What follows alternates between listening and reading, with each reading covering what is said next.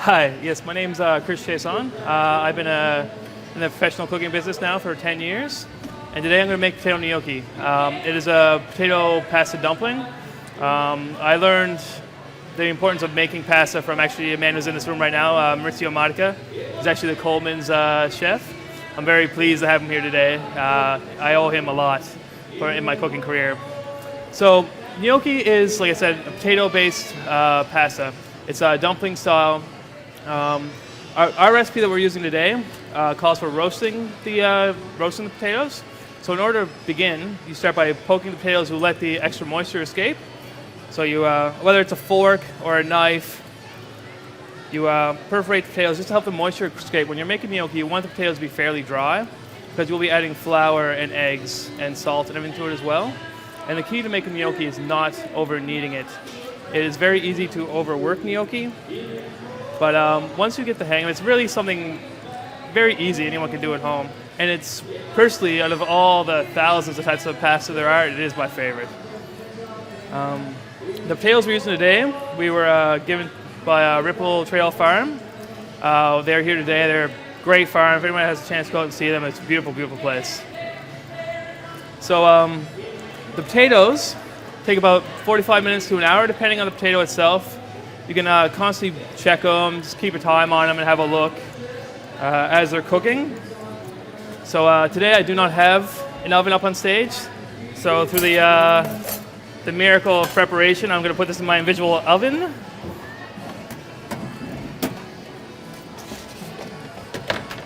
And out comes my cooked potatoes.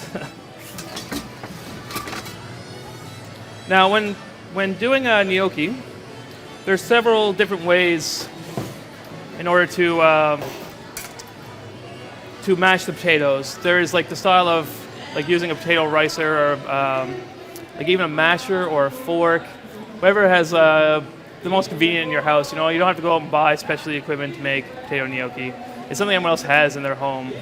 It's really a beautiful, beautiful thing. Now, potatoes themselves, for this one, I'm going to use a ricer. Potato ricer is just one of, you can get them at like Paderno and all over the place. It's a nice little piece of equipment. But even if you don't have one, like I said, you can use a fork or a masher, even a strainer. You can push them directly through, without even have to worry about peeling them. You can just push it right through the strainer. And working with potatoes, it's key to work with them for gnocchi, to work with it while it's hot.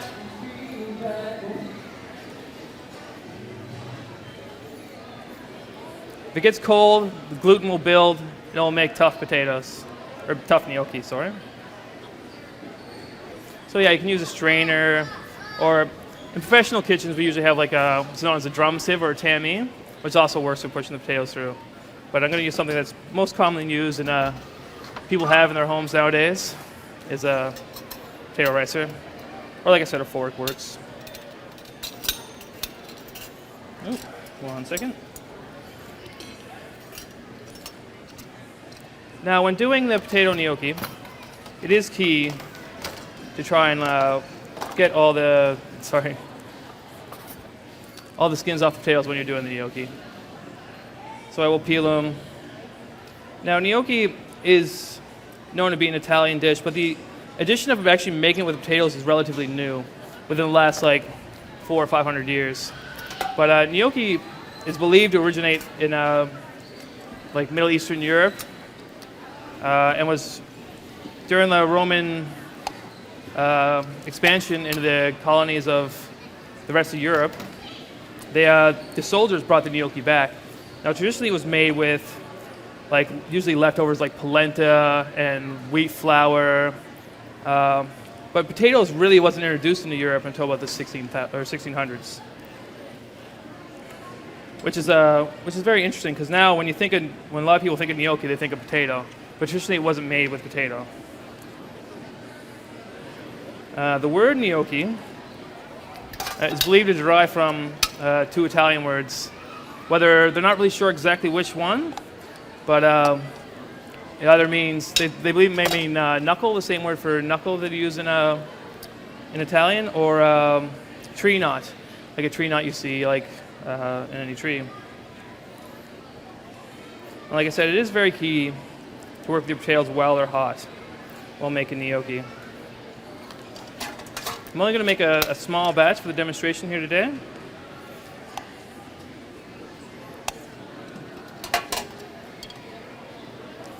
I'm ricing them into a container to let the extra steam escape, so that it'll actually help more moisture escape from the potato. So when you're actually making the gnocchi, it will help keep them dry.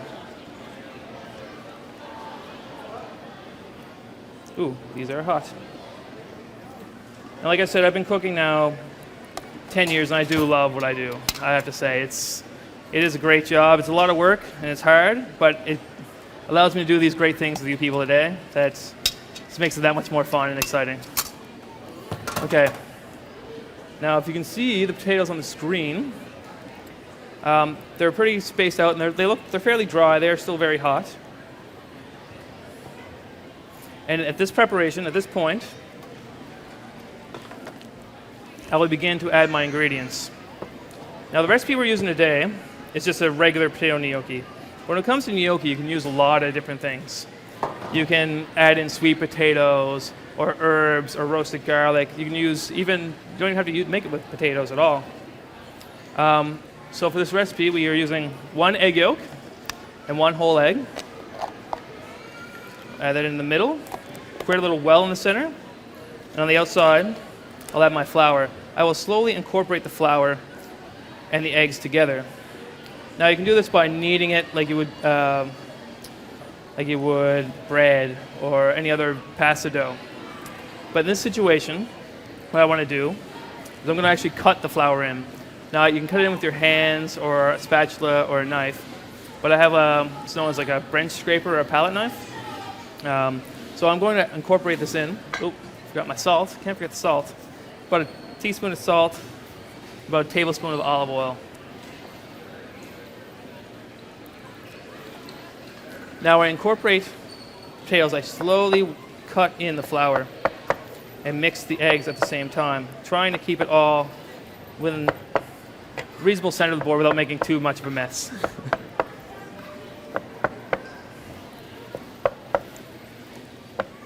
Now, as you can see, it looks fairly crumbly right now, which is actually a good sign. It's still fairly moist, but at this point, the flour and the eggs are somewhat incorporated. I will begin to knead and build the gluten. The gluten is what helps hold the potatoes and the egg and the flour together, which makes it into a nice dough. Like I said, it is very important to work while it's still warm. You need, if you mash cold potatoes, they go to glue. And it's the same situation when making gnocchi. It is very important to work with them while they're still warm. They don't have to be very hot, but being warm is key. And again, it's one of those things I do not want to overwork. It's one of those, you do it a few times, you'll get the hang of it. And like I said, it's very, very simple to make at home. You don't have to roast your potatoes either. You can boil them. You can, I've actually known a person who's microwaved them before. I wouldn't recommend that, but I've seen it done in a hurry. So now at this point, I'll let them rest just for a moment, let it relax, and try and remove some of the potato from my hands. And relaxing it just helps with the actual making of the gnocchi themselves, because in a moment I'll be showing you how to roll them out. I reserved a little excess flour when I actually go to roll these out. Now the potatoes themselves,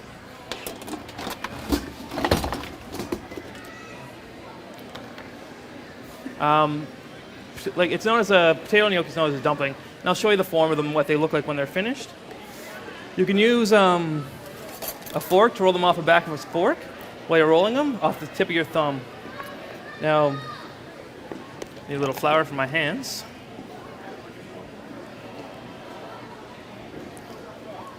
Okay. Now I'll begin by working it in small sections. The key to working in small sections, again, is not to overwork it. Now I'll take this little piece of gnocchi and begin to roll it out with an even pressure and slowly working from the inside out to the outside. Try and make it as even as possible.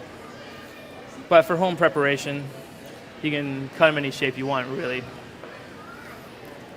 Now I can start from here, but I prefer doing it a couple at a time. Kind of speeds the process along, again, just to make sure the potatoes remain warm.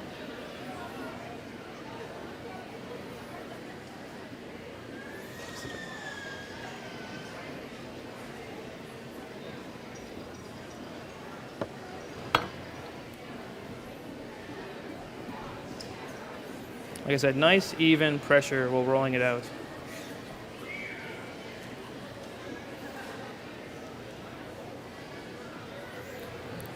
At this point, I will use my excess flour to dust them a little bit, just to ensure that they do not stick together.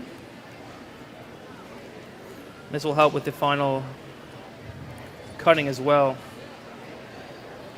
Now, when I go to cut these, I'll try and just maintain an even size, or a relatively, medium size, about yay big, about the tip of your thumbnail.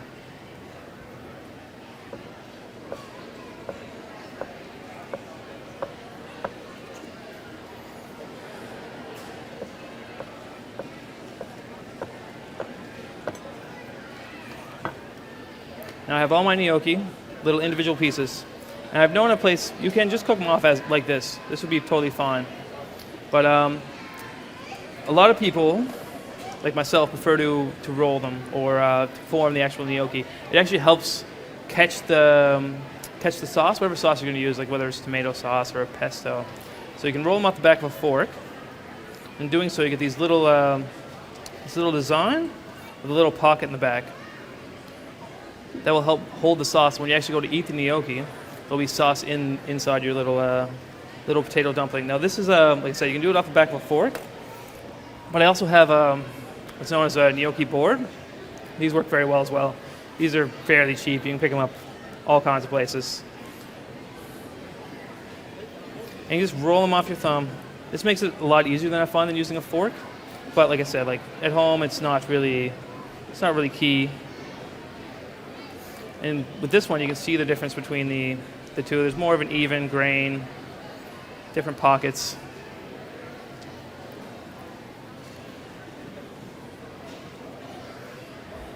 Now, this is something that does take a lot of practice. Like I said, I have been doing this for 10 years. I can do these fairly quickly. But when it comes to just making any pasta, like it really is a beautiful thing to be able to make fresh pastas at home and use local ingredients. Like you can get local eggs, and you can talk to your local farmers and get your tomatoes. Like people don't realize the food that is being grown in this province right now. There's so many amazing farmers. Just meeting the people and seeing the love they put into every little crop of potato or tomatoes or carrots they do.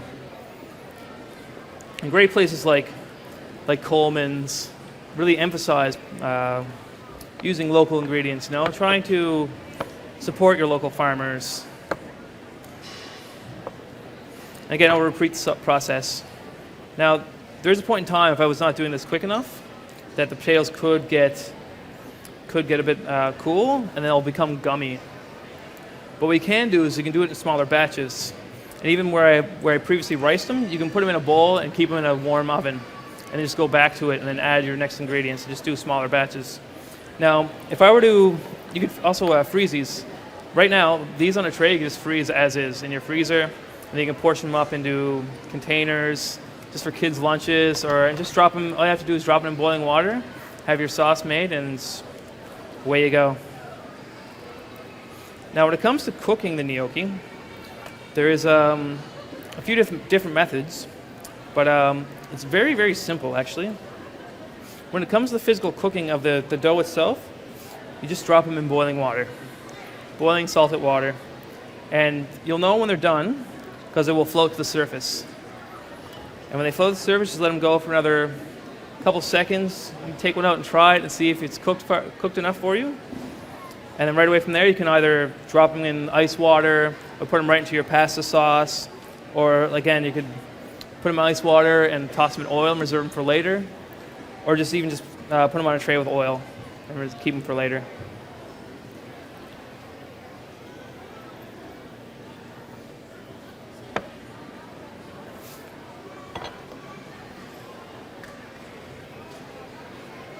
Now,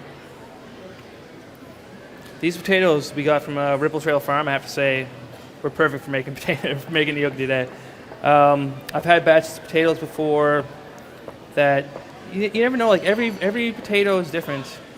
With these, you want something like a good russet or a white potato, something that's fairly dry, like a baking potato. You can also make them with Yukon Golds as well. You can make them with any kind of potato. It's just a matter of what you are used to doing. I'll also be around after for if there's any more questions, and I can give up my email too if anyone has any questions about any pasta really. You can also pick up, if you plan on doing pastas at home, you can pick up a pasta roller for fairly cheap. You can get them many places across town. They can do really any type of fresh pasta you want. You can make your own raviolis or your own, spaghettis. Making all your own fresh sauces at home. It's just getting the kids involved. It's really something fun you can do with the kids. Kids love being able to mess around in dough and make a bit of a mess, So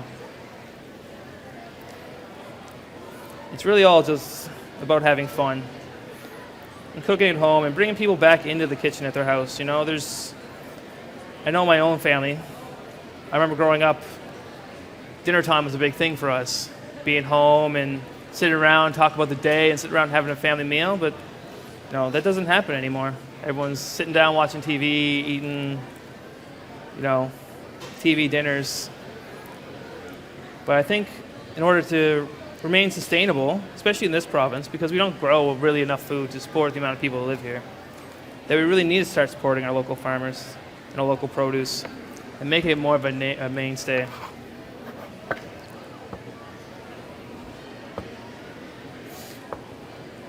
And again, I just repeat the process. Even pressure, pushing out from the middle to the ends.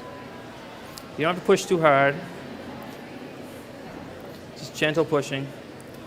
And the dough will just roll itself, really. It'll get to the shape that you want it to be in.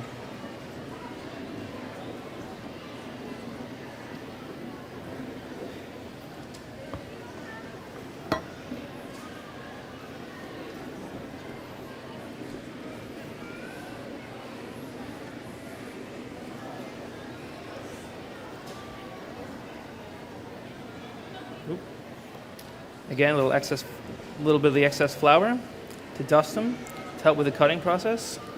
Keep them from sticking together, sticking to the board.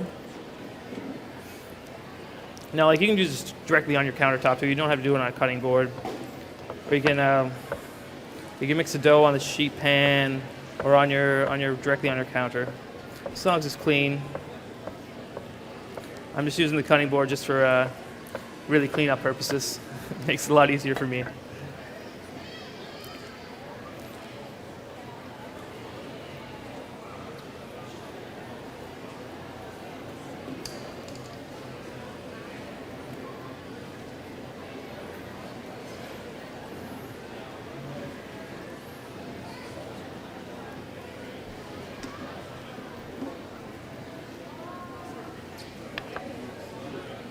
Now,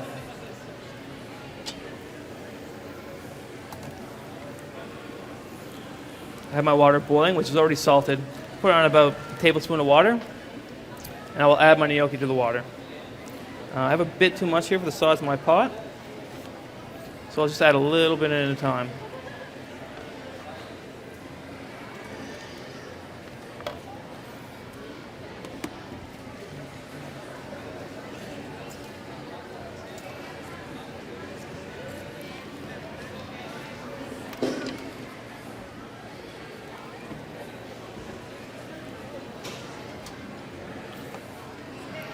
Like I said, once the gnocchi is cooked, it will begin to rise to the surface. You can see it begin to pop up here. Oh, okay. This way? That way? Can you...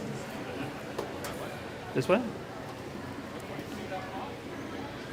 Ah, there we go. Thank you. Keith, you grab me a frying pan? Thank you. And this is should be a little more prepared. I should have my frying pan ready. But I will. This potato's risen. The gnocchi's risen. They're perfectly cooked there now. So I will step to the side.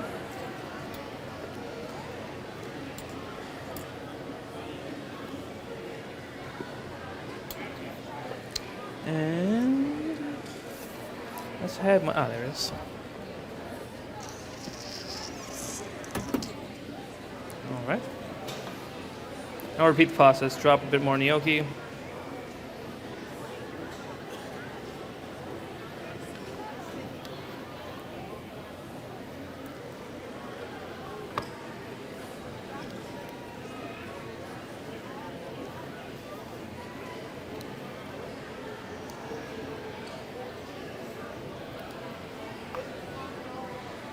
There we go.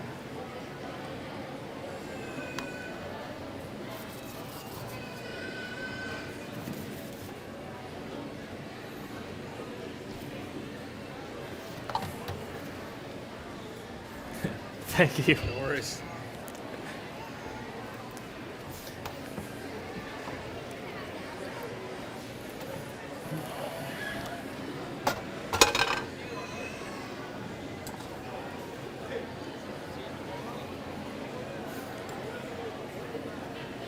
And as the gnocchi rise, just take them out, put them aside. And with a little bit of oil, I have a little bit of olive oil here. Just prevents them from sticking together. And now for today, Keith has prepared for us a beautiful walnut basil pesto, with a bit of olive oil, lemon, and we'll serve that with the gnocchi today.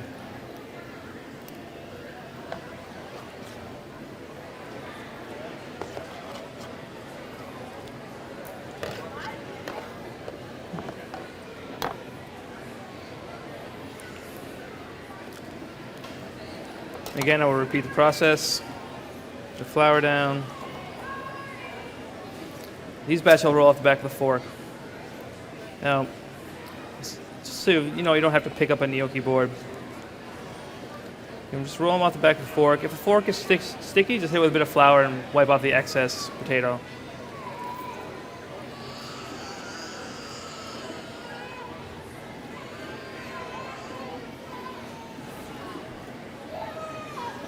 Again. And the thing while you're roasting your potatoes, like if you do them in the oven, they will, or even boil them, they'll take about 45 minutes. So when you're doing the process, when you have them going, when you're waiting on your potatoes, you can begin to make your sauce or whatever else you plan on doing, like grate your cheese or whatever you have planned on using your gnocchi for, or even if you want to prepare to freeze it. Everything put aside, make room for in your freezer, and then have them ready to go.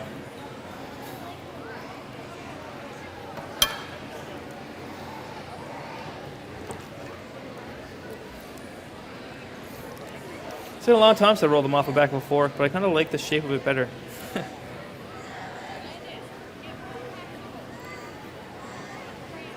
Ooh. Now it's actually starting to stick to my fork a little bit, so I will hit it with a bit of flour. Just wipe it off. I know there's a lot of people who don't find flour dries out their hands or whatever. You can also just wear gloves and do this.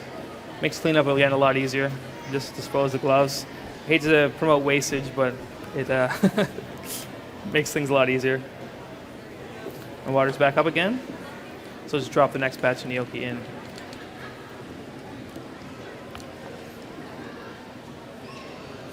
And yesterday, I prepared another batch of gnocchi.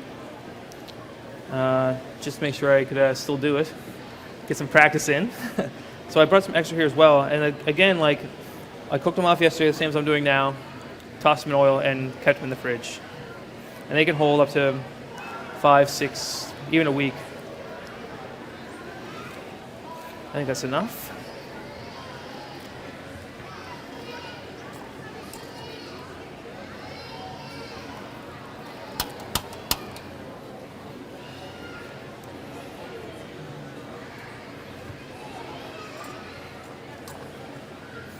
Again, they'll rise to the surface. good indicator that they are finished.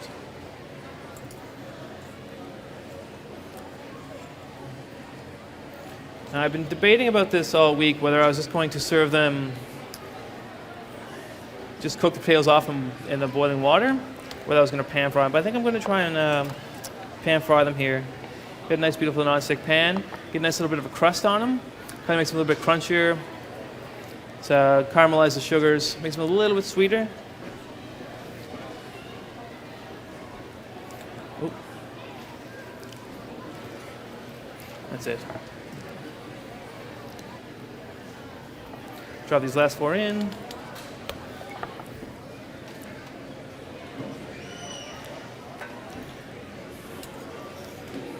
Had the water turned off, but the water's still hot, so they'll still actually cook the potatoes and the gnocchi, and they'll still rise to the top when they're finished. Now I want to get this pan fairly hot.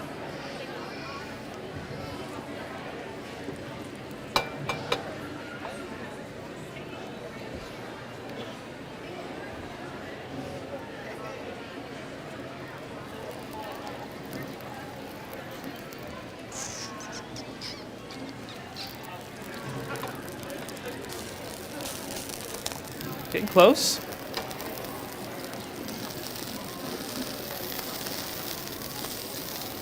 Now in this situation, you don't really need a non-stick pan, but you do want your pan to be fairly warm. You don't want your gnocchi to stick to your pan, which I'm hoping isn't going to happen to me now.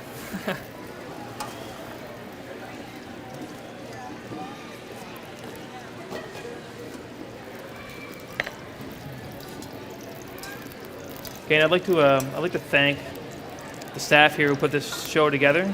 They've done an amazing job. It's been a fabulous weekend so far. I'm looking forward to actually being able to get around and talk with everyone in all their displays today. I'll do a little trial. I think that's pretty good there now. Just be careful with anything with dealing with heat and fire and oil. Just be careful not to. You don't want to add too much in at the same time because they are still a bit wet. You don't want to get splashed, burned. It's not fun for anybody then.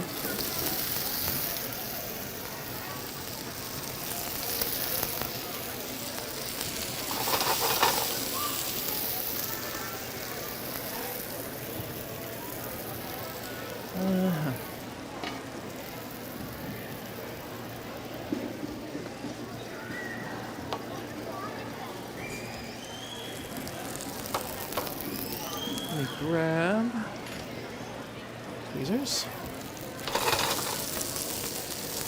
Begin them to start to develop a bit of color. Yes.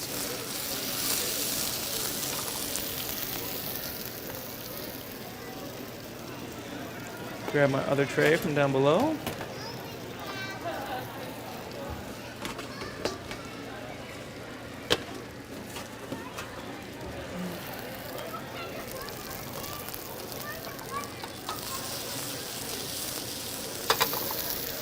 Get this part of the way.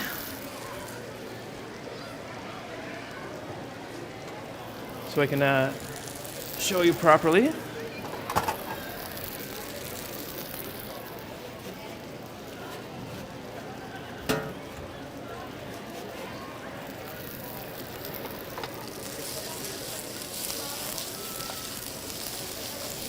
can see they're all beginning to get golden brown.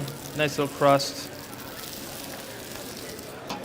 Or repeat the process with the rest. A little bit more oil.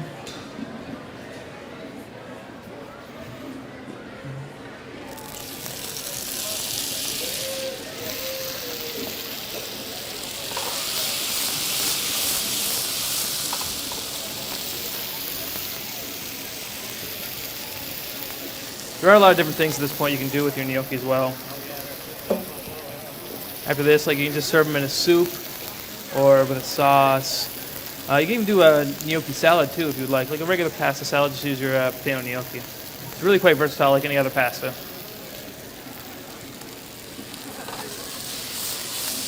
But the frying process isn't really necessary. Like I said, you just take it out of the boiling water and put it right in your pasta sauce. But for today's demonstration, I just want to show you a little bit of a different method. Now, there are handouts for the recipe I use today. It's actually the first time I ever made this recipe, so. Oh, perfect. Okay, they're right up front here. It actually worked extremely well. It's one of the best gnocchi doughs I've made in a very long time. You see, it's all starting to develop a bit of color.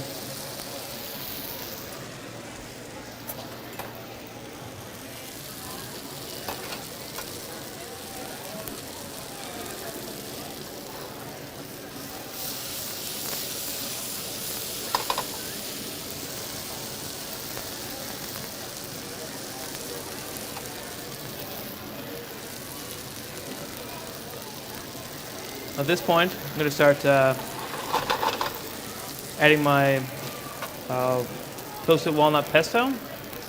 I'm going to add it just to get it a bit warm, as well as coat the noodles.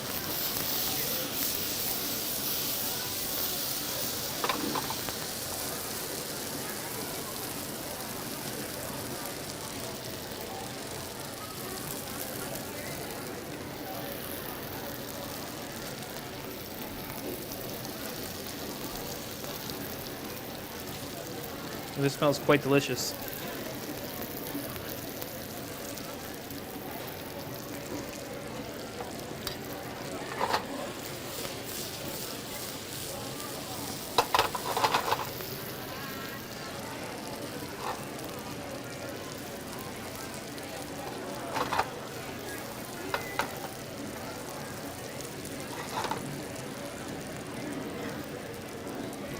Perfect.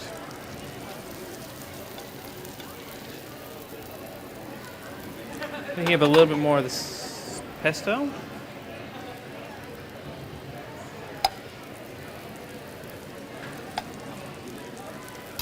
Turn it down a little bit. All right.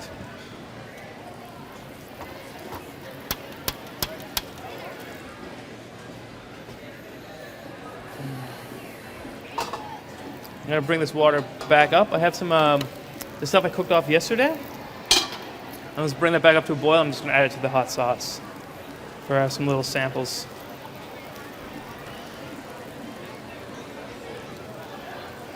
And it's really quite that easy, you know. Like there isn't really a whole lot of preparation involved.